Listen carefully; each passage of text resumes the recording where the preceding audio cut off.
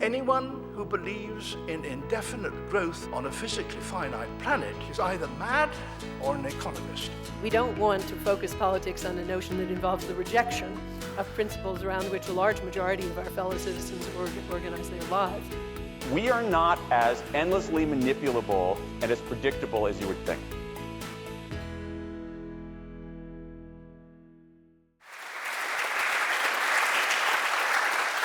Ed and Scott join us this evening, 10 years on, to consider how our knowledge of and understanding of radicalism and political violence have developed in the last decade, and how we can apply new insights into the pathways to and from violent extremism to help us build more cohesive and peaceful societies. I'm an anthropologist, and what I'm interested in is exploring the range of human behavior, especially that kind of behavior that's as different from me as humanly possible, in order to understand what it really is to be human. And so I decided to work with suicide bombers across the Muslim world, from New Guinea to Morocco and beyond, because that was a behavior that was very strange to me, and very strange to the kinds of evolutionary theories that I had come to believe in. And what I found is that it's not such a strange behavior after all. There's very little difference, as a matter of fact, between the jihadi movement today and, for example, the anarchist movement over 100 years ago. People are motivated by causes. It's sort of the privilege of absurdity that Thomas Hobbes talked about in Leviathan.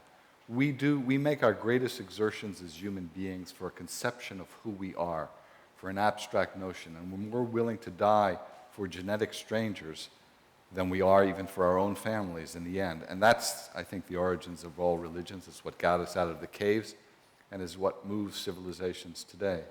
Now, there are different expressions of it, but almost always throughout human history it's been violent. Violence is a way, especially for young men who commit most of the violence in the world and do it mostly in groups, to succeed in trying to realize their dreams and to conquer other tribes, as Darwin said.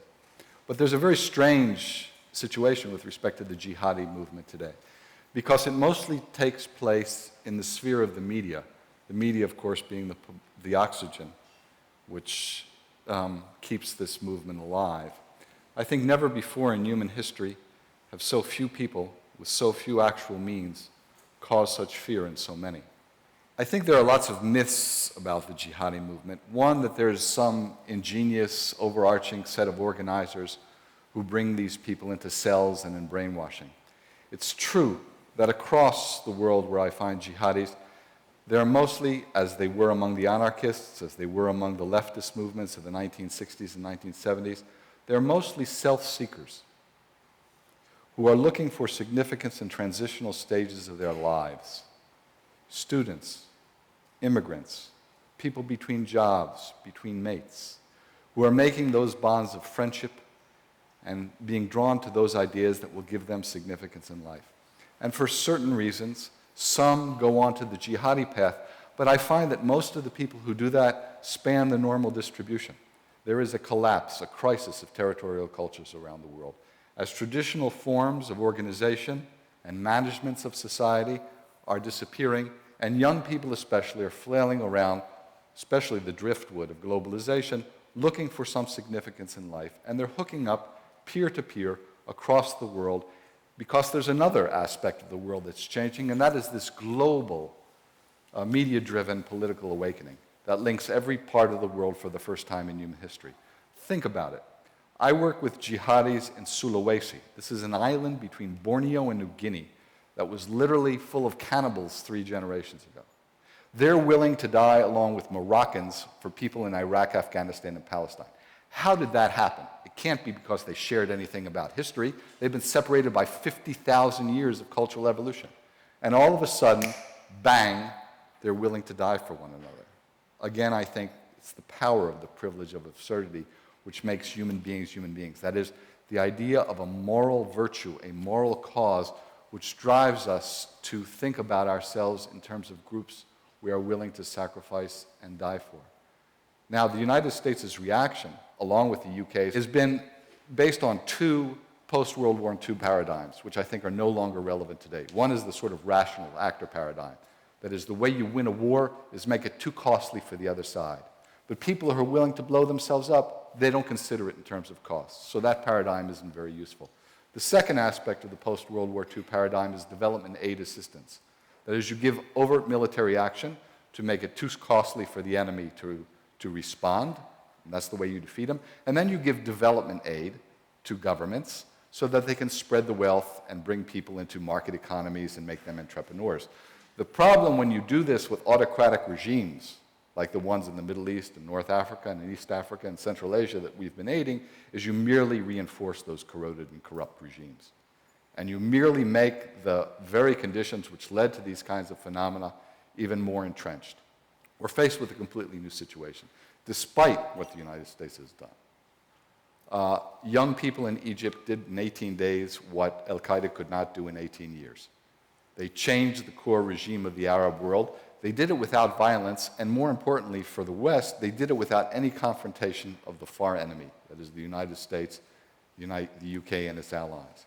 They thoroughly discredited the Al-Qaeda narrative, and so Al-Qaeda, the remnants of Al-Qaeda, are fervently hoping that the Arab Spring collapses. The greatest way to make Al-Qaeda a thing of the past, and everything it stands for, is to let the Arab Spring thrive, especially the democratic dynamics of the Arab Spring. It's not clear it will work. We don't know, perhaps even for decades, we don't know what the ultimate consequences of the Arab Spring will be. But right now, the response of the United States is very haphazard. We are continuing to, as with the UK, continuing to support the remnants of these autocratic regimes. Military regime in Egypt, the remnants of President Saleh's family in Yemen, and we are also continuing our development aid programs. And how do you get development aid going? Well, in the United States at least, everybody who wants to get into the development aid applies to the United States government, to USAID. They get a contract. 50 to 80% of the money goes right into the organization that's sponsoring the development aid, stays in the United States or the UK. The other 30% goes into these corrupt officials, and maybe you get 1% left for the people. So that's not the way to go. I think we've got to do something very different in the way our societies react to what's going on in the world, and I don't believe the governments can do it well. I think our entertainment industries, our universities, our faith-based organizations, our small businesses, these are the most creative aspects of our societies, and these are the ones that should be engaged in these sort of peer-to-peer relationships with people. I speak as someone not just having had personal experience, but also having met people from a radical Islamist, jihadist background in the Middle East during my stay in Syria and Saudi Arabia, but also having been friends with someone like Asif Khan from Hounslow, who's a good friend of mine, who was Britain's first suicide bomber, who blew himself up in 2003 in Mike's bar in Tel Aviv. I knew him personally. Meeting people across the board, both here in the West and also in the Middle East, leads me to come out with what I'm about to say. And I think, you know, violent extremism or terrorism is distinct from non-violent extremism or radicalization, as it's often referred to. And there's a breakaway point, and I think both are explained by, in my head at least, what I refer to as enigma, spelt with two I's, so E-N-I-I-G-M-A. And that, in my head, stands for an acronym that helps us explain how people get from being quote-unquote ordinary, normal people to being committed to political violence or terrorism. And that process starts with the E of enigma, which is exposure. Exposure at often a young age, sometimes later on in life, exposure to networks. And those networks can often be on websites, networks in prisons, networks on university campuses, networks in neighborhoods, networks that are social networks. So exposure to networks that have, and then I think inject individuals with a very strong sense of identity. So that's the I, the first I of my acronym Enigma. And that sense of identity, I think, is strong and palpable, especially for young Muslims in countries, be they here in Europe, where there's a very lively debate about, you know, developing a sense of belonging and national identity, or even a European identity, and the lack of that sense of identity, those groups, you know, those networks that I just spoke about, tend to inject people with a very strong, firm sense of identity, which is often global, which is based on being simply Muslim, full stop. And it also is an identity that's linked to the next I of Enigma, which is ideology. an ideology that's modern, an ideology that says that the world is divided into two camps, the quote-unquote Islamic camp, as understood by them, not the rest of the world's Muslims, and the rest of the world. So then I think so far all of this is legal and all of this is non-violent. So, the exposure, the networks, the ideology, the identity, all of that, is still bordering on the legal, and I think it should be out there and it should be, publicly debated and pushed back against. But then you get into the gray area of grievances, which is the G of Enigma.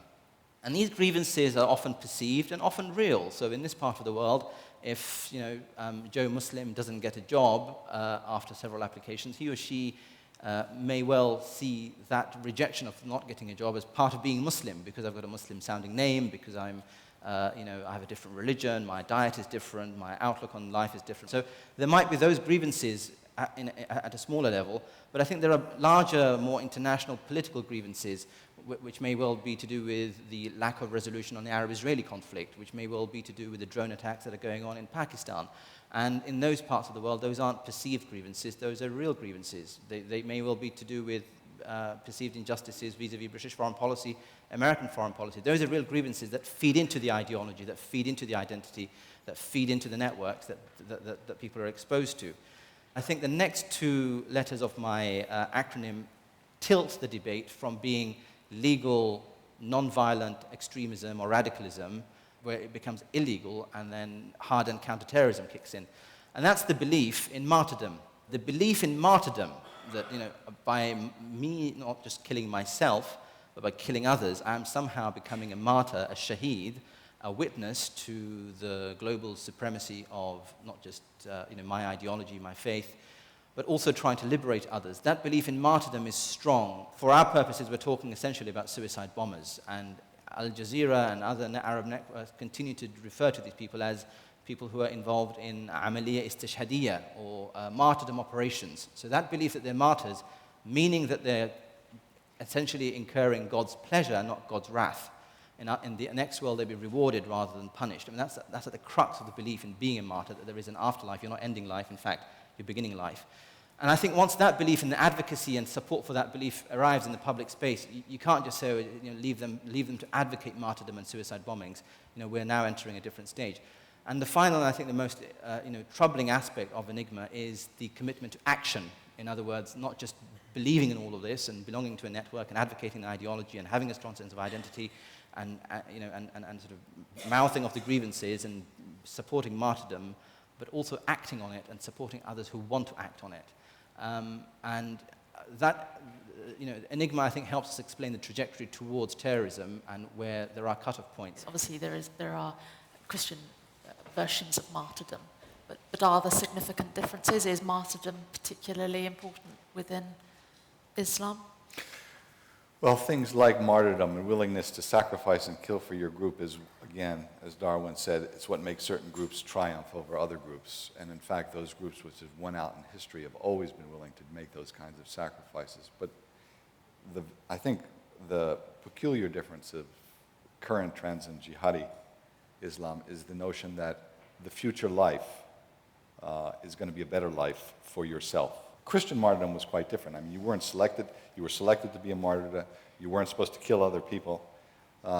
This one is a martyrdom of action, and it's meant to institute a political program. And that political program, although realized on earth, your rewards are going to be heavenly, and that's quite different. 80% of people who join the jihad and who commit actions do it through their friends and with their friends. About 10% through their families, and the rest through disciples or fellow travelers or everything like that. So I think the key ingredient in both the path to radicalization, I mean, again, millions of people are imbued with some form of ideology.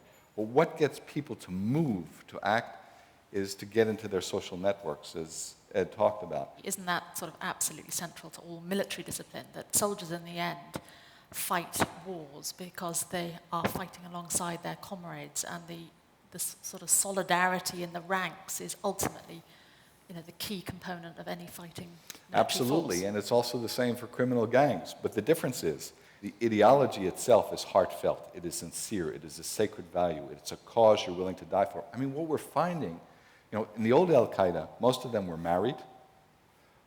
middle class, and they had technical engineering backgrounds, science backgrounds. But what we're seeing today, nowadays, is an appeal, as Al-Qaeda itself has collapsed as an organization and mutated into a viral movement, we see the young people themselves at the margins of society joining it. And it's a heroic and adventurous thing. You can cause the greatest power in the history of the world maybe to teeter, maybe to fall with a paper cutter. I mean, that's an astoundingly empowering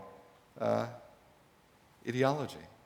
Right at the end, you made a point quite briefly. You seemed to be suggesting that Al-Qaeda was really a relatively small threat, that America had massively overreacted, and that in a way we should all sort of calm down a bit because periods of terrorism have come and gone. I'm paraphrasing slightly. You also seem to suggest that the greatest chance of finishing this off was the Arab Spring, and that was about really a peer-to-peer relationships, that there was no role really for Western foreign policy, that it was faith-based organizations, small entrepreneurs, and the entertainment industry. And universities. And So what are governments supposed to do? Are they supposed to just help those kinds of programs? I don't think governments are very effective at getting involved. Let me just give you an example about how foreign policy works in the United States. So American domestic policy is extremely complex and extremely sensitive to popular opinion. Okay? American foreign policy is something quite different. It is determined exclusively by the National Security Council.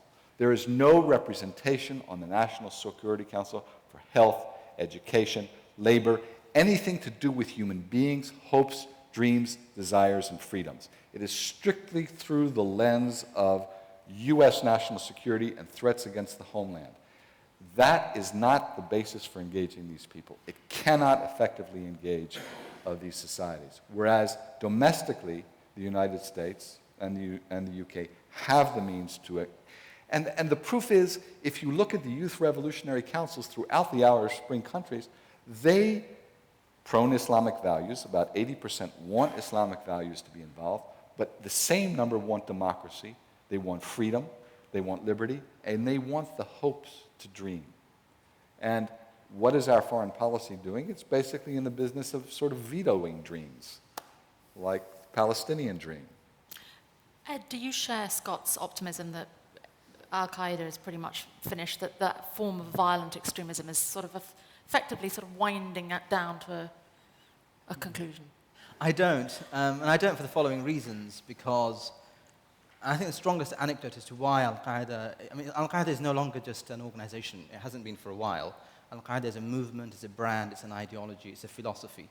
And the strongest evidence for why Al-Qaeda or Osama bin Laden's message and narrative resonates, as Ayman al-Zawahiri said in his second-to-last video message in Qulub al-Malayin al-Muslimin, in the hearts of millions of Muslims. The strongest evidence for that is, and it comes in the form of a question, why did the White House not release Osama bin Laden's, or images of Osama bin Laden's dead body? All kinds of conspiracy theories are doing the rounds for several days, and the best way to nail that would be to release the image of the dead man in whatever condition, to say, look, the greatest enemy, here are the images of him being dead. Why wasn't it done? Ayman al-Zawahiri answered the question. I think he's onto something, and his answer was because the American administration, the Obama administration, knows that across the Muslim world, there are millions of people who still see Osama bin Laden as a hero, as a martyr, as a man who stood up to American imperialism. That's their perception. So my point is that there are people out there who still, have that attachment to Al-Qaeda. That said, this is, again, I think a very Washington-based idea that the death of Osama bin Laden or Mohammed Atiyah recently therefore means that Al-Qaeda is dead. That's a very sort of Harvard management consultant point of view of the world, that they take out the leadership and everything falls apart. Al-Qaeda came out of a certain mindset. Al-Qaeda was born from a certain narrative. Al-Qaeda came out, it swam in certain waters. Those waters, Osama bin Laden repeatedly spoke about the Arab-Israeli conflict, repeatedly. His grievance was again and again, and this was consistent in his 14-year public career, against what he called, in his words, the Jewish Crusader alliance. He repeatedly spoke out against the House of Saud and Saudi domination of not just the Middle East, but House of Saud's control of what he called the Holy Lands. And he repeatedly spoke out against the United States being a major obstacle, and the West by extension, being a major obstacle to what he wanted to create, which was an Islamic state. Now, he wasn't the first to identify those problems. Don't forget that Hassan al-Banna, the founder of the Muslim Brotherhood, was killed in 1949. Look where the Muslim Brotherhood is today. It's no less powerful. In fact, it's probably more powerful today than it has been in the last 80 years. Hamas's founder, Sheikh Ahmed Yassin, was killed in 2003. Look where Hamas is today. Not weakened, if anything, strong and governing Gaza. And I could go on with examples, but the point I'm trying to make is let's not be naive and think that by eliminating, as the US is, through these vicious drone attacks in Pakistan, targeting and killing not just terrorists, but families and neighbors and children in their midst, that somehow we're going to kill ourselves out of this problem. We're not. I think in the short term we may stem the theatrical attacks that Al-Qaeda and others want to deliver, but in the medium to long term, the radicalization, the anti-Americanism, the extremism, and the ideology, the grievances that I spoke about remain alive and vibrant. And unless there's a strong counter-narrative against that, the background from which Al-Qaeda came, there will be others who will come forth. Does the Arab Spring change any of this in the sense that Al-Qaeda failed to gain mass support in the Arab world? The Arab Spring is presenting another possible future, a kind of future of reform and democracy. No, bin Laden never saw himself as becoming president, or Zawahiri never saw himself as becoming president of Egypt. They were always about agitating from the fringes in order to attack the center, and they've done that successfully. And without Al-Qaeda, the Arab Spring would not have been possible, in the sense that Al-Qaeda failed, and it was their failure that gave birth to the Twitter and Facebook generation that saw that jihadism and violence and political Islam and being tortured in prisons and suicide bombings produced nothing. There has to be another way. And it was Al-Qaeda's failure that led to the Arab Spring. In that sense, I share the optimism. But I think, again, what we've seen in Egypt as a result of the fall of the Mubarak regime is the emergence of not just ordinary Salafis, but jihadi Salafis. And the evidence for that is when Osama bin Laden was killed, mass funeral prayers in absentia, funeral prayers in several mosques in Alexandria and Cairo were held for Osama bin Laden in Egypt. Those are worrying signs, I think, for the kind of public space that may emerge in Egypt. Yes, in the short term, that elections will be held, and either the Muslim Brotherhood and a host of others will contend in the public space, and that's good news. But don't underestimate the Ubad al-Zumar and others who have been released from prison, who will try at the ballot box, fail, and then resort to what they consider to be legitimate resistance, which is the use of violence against the status quo. We saw that in Iraq, we saw that in Pakistan, that whenever they fail to command at the ballot box, we saw it in Algeria, they resort to violence, and they will resort to violence. I'm not suggesting that they will get the Islamic State, they won't, but there will be breakout of violence. So the point I'm making is, yes, the Arab Spring on the one hand is optimistic, but the jury's out as to where the large numbers of Salafis and Salafi jihadis who have been emerging into the public space as a result of these openings will take the political and Islamic discourse in the public space in coming years. So the jury's out.